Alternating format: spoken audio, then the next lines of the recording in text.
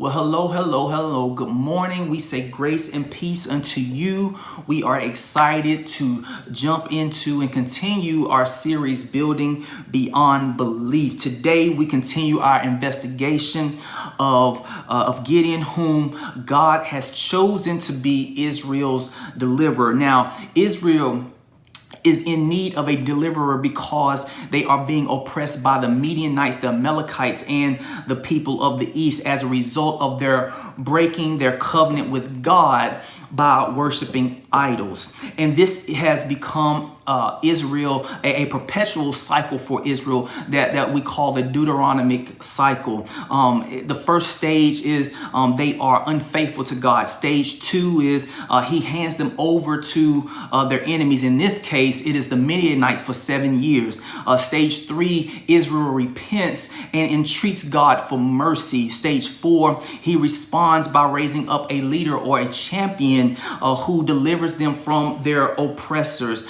Stage 5, Israel prospers and has a period of peace that doesn't last no more than a generation because they soon backslide into unfaithfulness and the cycle continues or it repeats. And so I shared last week how the angel of the Lord appeared to Gideon at his father's oak tree at Ophrah while Gideon was beating wheat in the wine press. Wheat would normally be threshed on an exposed windy hilltop, not in the confined pit of a wine press. And so Gideon is hiding in his behavior in the wine press not only illustrates how grave Israel's situation was, but it also contradicts the angel's greeting addressing him as a mighty warrior. And so we find in our scripture today, we're going to read from verses 14 through 16. And verse 14 says, "And the Lord turned to him and said," and that's Judges chapter 6, starting at verse 14. It says, "And the Lord turned to him and said, Go in this might of yours and save Israel from the hand of Midian. Do not I send you?" And so here we find that God tells, the Lord tells Gideon to go and save Israel. That's Gideon's commission. It's the thing that he's been authorized to accomplish. In verse 15, "And he said to him, Please, Lord, how can I save Israel? Behold, my clan is the weakest in Manasseh, and I am the least in my father's house." And verse 16, "And the Lord said to him, But I will be with you, and you shall strike the Midianites as one man." So today we're continuing part 2 of Building Beyond Belief. So Gideon has been chosen to complete a task. This isn't some ordinary thing. This isn't like your spouse telling you to run out to the store to grab some sugar because they want to make some Kool-Aid. And I'm not even sure if that's no longer or any longer a relevant reference. Today we've become sophisticated drinking Crystal Light and drinking our high dollar waters. But nevertheless, his assignment is significant, and not just because not just to Israel alone, but for the fulfillment of God's plan for the entire world. This responsibility that has been placed on his shoulders is extremely heavy if he was solely culpable in and of himself to accomplish. This morning, I am talking to you. I am talking to myself. We are all Gideons today. Whether we're called to change the trajectory of our family, to bring about reconciliation in our marriage, to present a different image before our nephews and nieces, our sons and our daughters, cousins and friends, we're called to be change agents. And the thing about change agents is we are trailblazers, which means we do not follow the beaten path. We do not pursue the same things that everyone chases, but we make new paths and blaze our own trails because we are not followers, but we are leaders. We are innovators. We are some bad mama jammas whom God has called to make a difference in our homes, in our communities, and in the entire world. I am a trailblazer. Somebody have to say that with me. I am a trailblazer. And so, however, being a trailblazer necessitates thoughts of doubt, feelings of frustration and at times confusion because the road has not been paved. You are required to make your own way. You have been called to go where no man or woman has gone before, or at least that's the way it seems. Now, because there's no roadmap or blueprint, no one has gone before you to show you the way, nor to show you that it's even possible. And let me be clear here, that's not to say someone isn't already doing what you aspire to do. There are millions of college graduates, but for those of us who were the first in our immediate family to go to college, we had a different set of anxieties than others because we didn't have parents or older siblings who could prepare us for what to expect and or how to respond to the various challenges.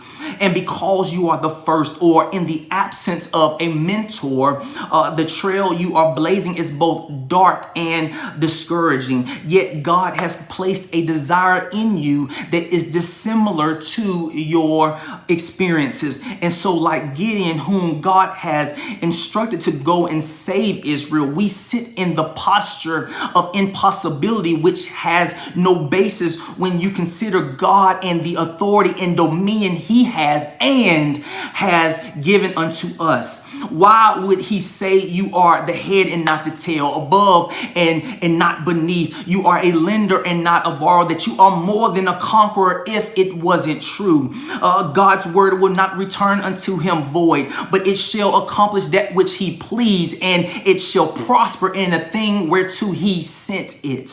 So when God calls us to a thing or deposits a desire in your heart, there's absolutely no reason for us to question God or reject what he has said.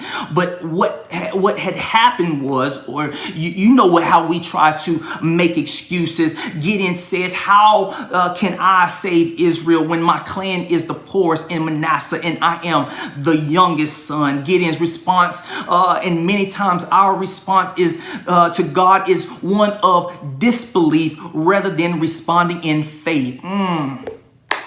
I just lost some of you there. We're talking about building beyond belief, pushing surpass belief. And you're struggling with this concept because you've always viewed belief and faith as the same. Belief is defined as an opinion or judgment in which a person is fully persuaded. It is the intellectual acceptance and is often connected to evidence.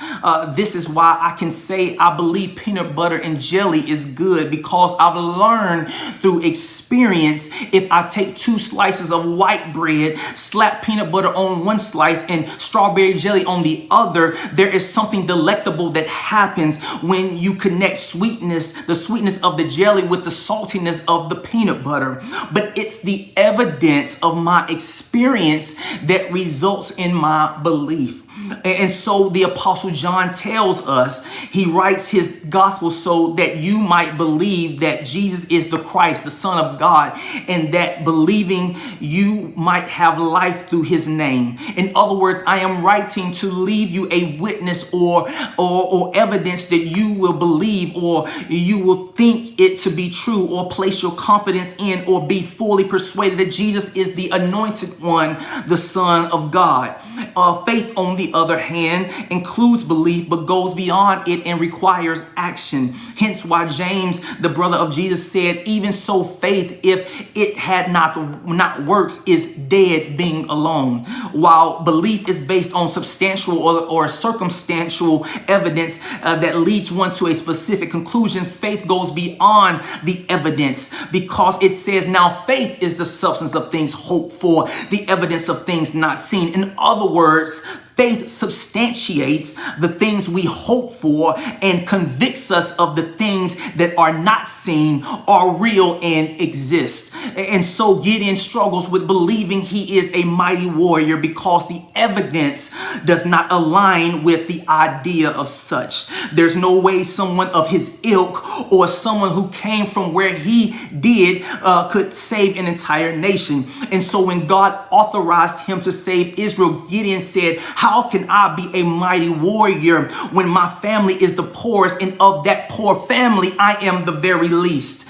And that's the part of the journey. So so many of us struggle with. We are so concerned with the evidence we see, the debt, the brokenness, our weaknesses, the inequalities, that we actually believe we will not get the job. We believe we cannot purchase the home. We believe we would never become financially independent and cut ties from our 9-to-5s. But God is not concerned with the evidence. He's not concerned with our deficiencies. He knows you can't halfway read, and your second toe is longer than your big toe. But he doesn't care, because the evidence does not limit his ability. Somebody comment in the section below, the evidence does not limit God's ability.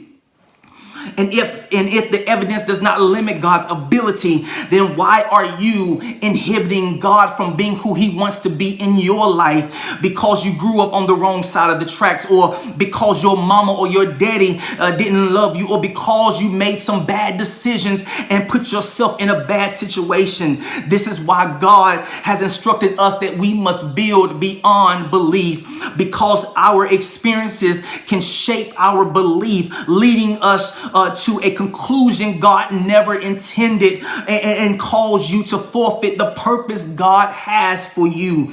But if you have faith, you will not confine God to a box framed by the events of your life, but you will reach into the impossibilities to be and do whatever God has called you to do. Your faith will convict you to respond to whatever God has deposited in you. You will begin working out your credit and saving for that down payment for that house. If you have faith, you will begin researching and working on that business plan. If you have faith, you will develop alternative streams of income so that you can move when God says move. We must have faith beyond operating on what we believe, and begin to move by faith and not by sight. If you have faith, you will do whatever God says, regardless of what it looks like. Listen, just because you've never seen it done doesn't mean you can't be the one. I'm going to say that again. Just because you've never seen it done doesn't mean you cannot be the one. You can be the husband and the father who provides and loves for his family. You can be the successful businessman or woman who maintains his or her integrity. You can be the first college graduate in your family. You can even be the first of your friends to live a saved life for God. You can do all these things as long as you go beyond belief and have faith. And so this week I challenge you to challenge your faith. Yes, I said it. I challenge you to challenge your faith. Consider something God has impressed upon you that you previously thought was totally absurd or impossible, and take the first step toward it, and believe and have faith that God, and I believe and have faith that God will show up in a way that he's never shown up before. Next week, we'll continue this series entitled, or digging into this series entitled Building Beyond Belief. Until then, I pray peace and blessings upon each of you, and we say God bless.